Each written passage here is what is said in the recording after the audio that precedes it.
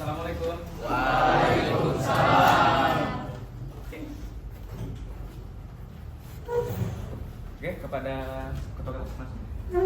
Said, Waalaikumsalam. Assalamualaikum warahmatullahi wabarakatuh. Waalaikumsalam warahmatullahi wabarakatuh. Oke, alhamdulillahirobbilalamin. Di pagi hari yang cerah ini kita bisa berkumpul di sini dalam keadaan sehat walafiat. Kelasnya sejuk, dingin dan indah, dan cuaca di luar pun sangat cerah. Oke, memasuki pembelajaran kita hari ini, sebaiknya kita berdoa dulu. Silakan kepada Abi untuk memimpin doa. Baik, sebelum mulai kegiatan belajar, marilah kita berdoa. Berdoa dimulai. Bismillahirrahmanirrahim. Rabbi zidna ilma warzuqna fahma. Amin. Oke, alhamdulillah, semoga berkah. Bapak absen dulu. Hadir semua hari ini? Hadir. Minggu kemarin hadir semua kan? Hari ini hadir semua, berarti rajin-rajin ya. Alhamdulillah. Salut Bapak sama Imam ini ya. Oke, sebelum kesini kita menyanyikan lagu wajib dulu nasional. Silakan berdiri.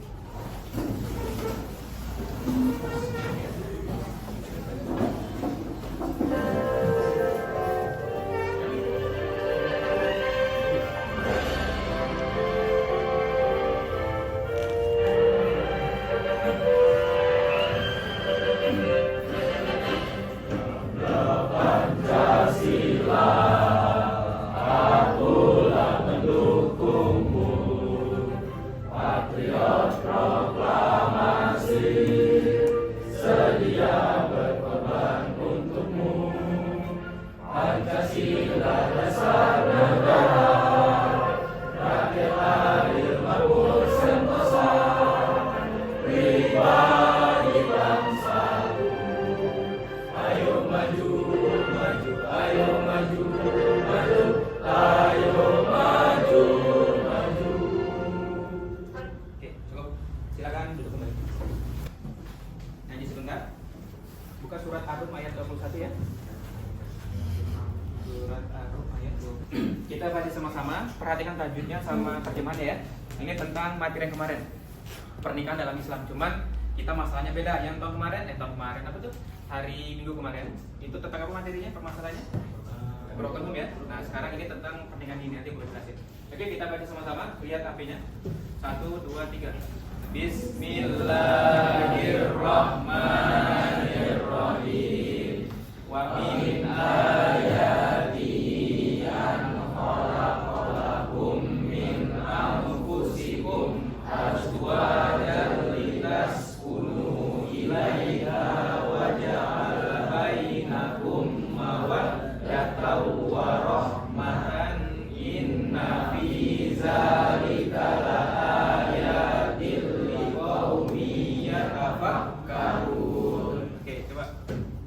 Terus dibaca ini.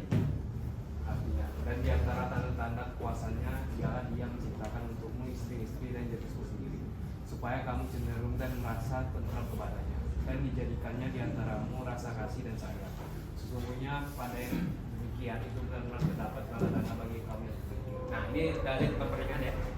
Jadi nanti kalau misal belajar materi ini, outputnya apa? Jangan pacaran. Awas, yang pacaran nilai agamanya terancam. Ya, awas. Oke, sesudah kita mengaji, Bapak ingin menanyakan persepsi. Yang kemarin kita tentang apa? Minggu lalu itu KDRT. Ya, KDRT atau bukan hukum. Sudah ya. Nah, sekarang kita mau ke pernikahan dini. Pertanyaan Bapak. Siapa nih ya? Coba Rizky. Kenapa bisa terjadi pernikahan dini? Mungkin dari awal itu dari siswa-siswi yang berpacaran, Pak. Nah, dari pacaran tersebut tuh mungkin jadi hal-hal yang tidak diinginkan. Ya kita tahu lah hal apa, Pak. Habis itu setelah terjadi itu mungkin mereka terpaksa lah akhirnya menikah dini, Pak. Itu mungkin gitu ya. Pak. Ya. Oke. Di atas jawabannya. Jadi pemantik ini untuk memancing kalian agar lebih bersemangat dalam belajar. Oke, tujuannya sama seperti minggu kemarin, yaitu pertama kalian bisa memahami atau mengingat tentang pernikahan dalam Islam. Kemudian nanti bisa menjelaskan apa sih ketentuan pernikahan dalam Islam ini. Nah, kemudian lagi nanti kalian bisa mengimplementasikan ketentuan pernikahan dalam Islam. Nah, nanti di akhir bisa menyajikan ketentuan pernikahan dalam Islam. Oke, baik ya. Oke, sekarang Bapak ingin menunjukkan suatu masalah.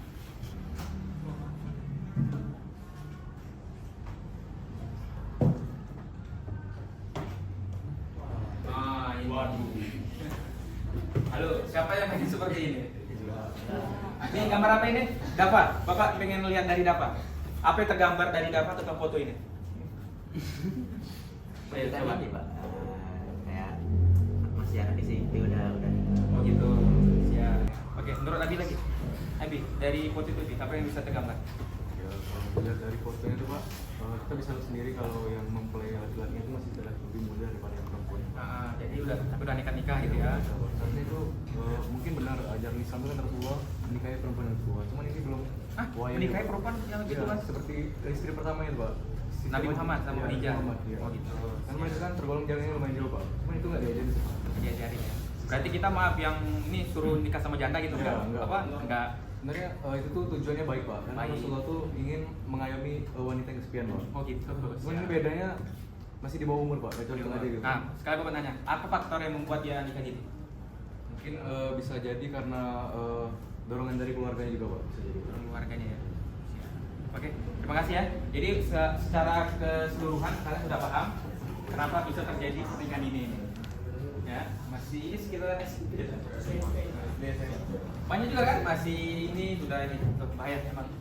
Jadi sebuah masalah dalam Indonesia ini. Ya maaf, udah seperti ini kan emosinya belum stabil. Ya dah. Maaf, pendapatan atau dari materi belum cukup, tapi udah nekat nikah. Oke, bukan rasa kalau udah. Nah, sekarang siswa-siswi sekalian membuatlah 4 sampai 5 kelompok, 4 sampai 5 anggota kelompoknya. Nah, Pak, tugasnya apa? Kalian seperti membuat proyek. Ya, membuat proyek, merancang proyek, sesuaikan dengan jadwalnya. Lalu kalian membuat satu kelompok. Nah, nanti hasil proyek itu, risetnya, kalian tampilkan di depan. Yang Bapak nilai bukan hasil karyanya, tapi proses kalian merancang proyek itu tadi. Apa sih yang terjadi di pernikahan dini ini? Nah, kalian cari dari berbagai sumber dan literatur. Nanti udah selesai baru dipaparkan hasil proyek kalian. Ternyata ini. Nah, nanti di akhir yang maju, tolong berikan solusinya. Kenapa bisa terjadi pernikahan dini dan bagaimana cara mencegahnya? Karena apa? Tingkat perceraian di Indonesia sangat tinggi juga. Ya, salah satunya apa? Gara-gara pernikahan dini. Belum waktunya, tapi sudah menikah. Kalian tahu enggak? Undang-undang yang mengatur tentang pernikahan dalam di Indonesia. Itu Undang-Undang Nomor 16 Tahun 2019, Pasal 7 ayat 1. Minimal menikah itu laki-laki perempuan berapa umurnya? Siapa yang tahu? Yang tahu nilai agamanya tinggi 99 tanpa ujian. 1, 2, 3, waktu habis. Coba siapa yang tahu? Undang-Undang Nomor 16 Tahun 2019 yang mengatur tentang pernikahan minimal menikah itu umur berapa? Umur 19 tahun, laki-laki maupun perempuan. Nah, yang terjadi pernikahan dini ini nih, dia belum sampai 19 tahun, cuman sudah nekat pengen nikah. Gara-gara apa Pak? Itu tadi banyak faktor ya kan. Akhirnya apa? Dipersidangkan, akhirnya ketok baru boleh di sini nikah. Padahal umurnya baru 16, 17, 18 gitu nah. Ya, ingat ya, nanti pas ujian keluar nih. Undang-Undang Nomor 16 Tahun 2019 Pasal 7 ayat 1, minimal menikah umur laki-laki perempuan itu 19 tahun. Masuk dalam hukum undang-undang negara ya. Oke, silakan sekarang berbuat kelompok 4 sampai 5 orang. Merancang proyek yang sudah dijadwalkan. Ya, di situ. Situ sudah. Oke, Pino, silakan cari dari beberapa literatur.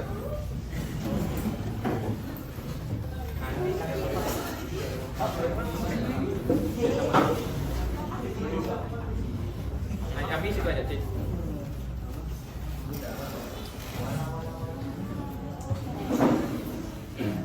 Oke, sambil kalian merancang proyek, mungkin sudah berjalan ya. Itu sudah Bapak kasih LKPD. Silakan dibuka link drive-nya. LKPD Lembaga Kerja Peserta Didik untuk alat ukur, alat bantu sih oleh guru untuk mengukur sampai mana pemahaman kalian tentang materi yang sedang berlangsung. Ya, silakan diisi sambil merancang proyek itu tadi. Silakan. Nanti hasil langsung kirim ke link Bapak. Bapak kasih waktu angkanya tuh 3 menit.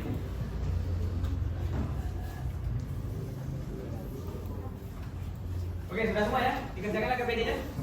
Sudah? Sudah, Bapak cek dulu nih, sampai nggak belum gini.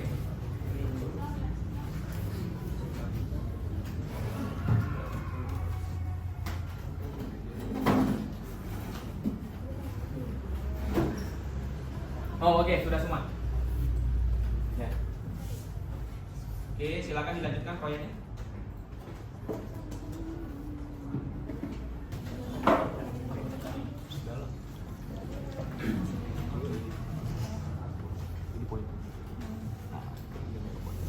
Oke, Bapak rasa udah selesai ya? Kalian merancang proyeknya sesuai dengan jadwal, udah melakukan riset. Nah, sekarang waktunya kalian lagi yang memaparkan hasil proyek kalian.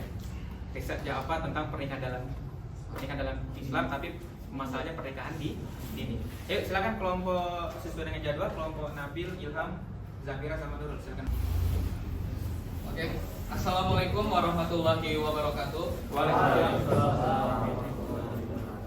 Kami dari kelompok 1 akan memaparkan hasil dari materi kami yang sudah kami riset. Pertama-tama perkenalkan, nama saya Muhammad Ilham Riyadra. Saya Zafira Aurelia. Saya Nurul Askia. Saya Muhammad Abdul Tama. Oke, baik. Jadi kami mendapatkan permasalahan yaitu pernikahan dini yang mana akan dibacakan oleh Zafira dan Izin Bapak, izin teman-teman sekalian, saya akan membacakan hasil kerja kelompok kami. Perkawinan usia anak bukan solusi untuk mengatasi persoalan ekonomi ataupun permasalahan sosial. Sebaliknya, praktik ini justru akan menjerumuskan anak ke dalam masalah yang lebih kompleks. Di tengah isu penurunan angka perkawinan secara nasional hingga 7,5% pada tahun 2023, ternyata Indonesia masih dihadapkan pada segudang masalah perkawinan usia anak. Hingga saat ini ratusan ribu anak-anak di usia 18 tahun telah melangsungkan perkawinannya dengan berbagai alasan.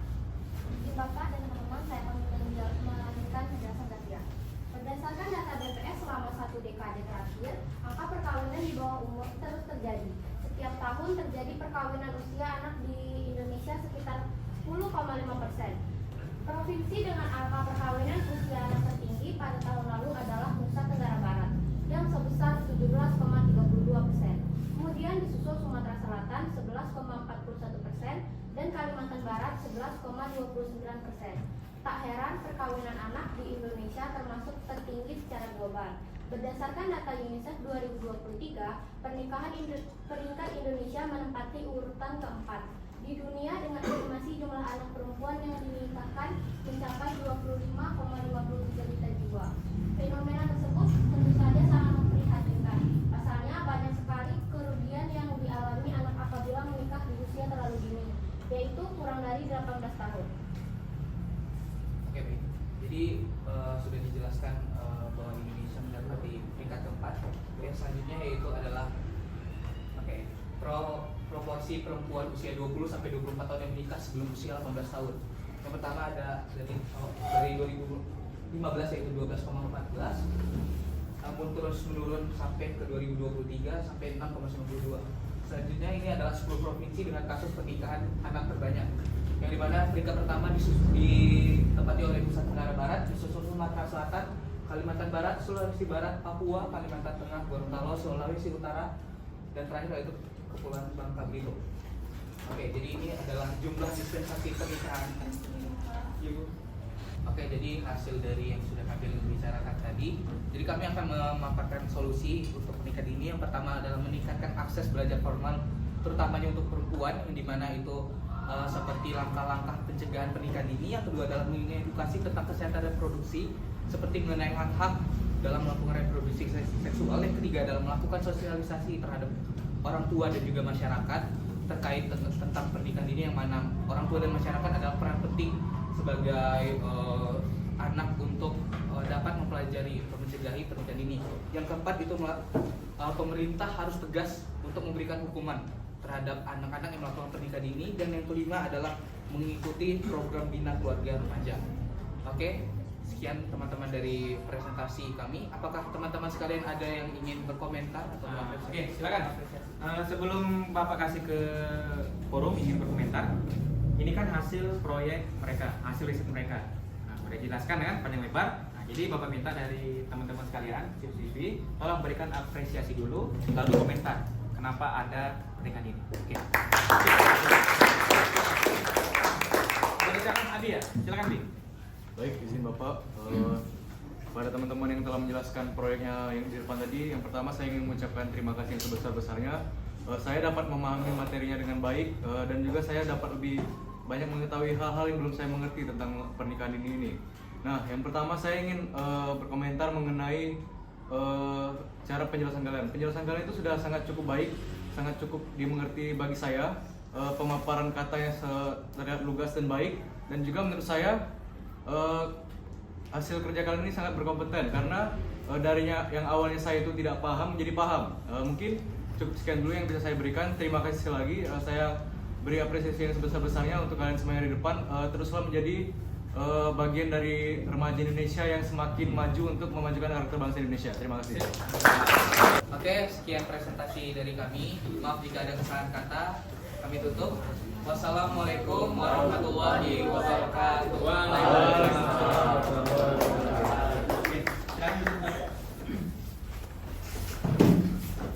Terima kasih kepada siswa sekalian yang sudah memberikan proyeknya, hasil risetnya. Jadi inilah PJBL ya. Kalian membuat suatu proyek yang sudah dijadwalkan, terus kalian melakukan riset tentang suatu permasalahan.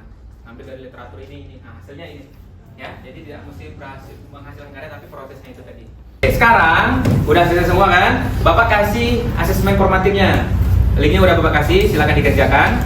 Asesmen formatif ini untuk sebagai alat ukur atau alat bantu, bukan alat ukur atau alat evaluasi oleh guru untuk melihat sampai mana pemahaman kalian tentang materi ini, tentang proses pembelajaran yang sudah berlangsung. Kan udah selesai nih pembelajarannya. Nah, jadi Bapak minta kalian mengisi asesmen formatif. Linknya udah Bapak kasih, silakan kerjakan. Nanti langsung kumpulkan ya. Langsung dikumpulkan hasilnya. Nanti langsung Bapak nilai. Jadi keaktifan lain Bapak nilai. Yuk silakan dikerjakan asesmen formatifnya. Itu pilihan ganda dari slide. Kerjakan ya. Jangan nyontek, ya nyontek. Ya nyontek. Yuk silakan ya nyontek berdosa. Belajar juga. Oke, sini.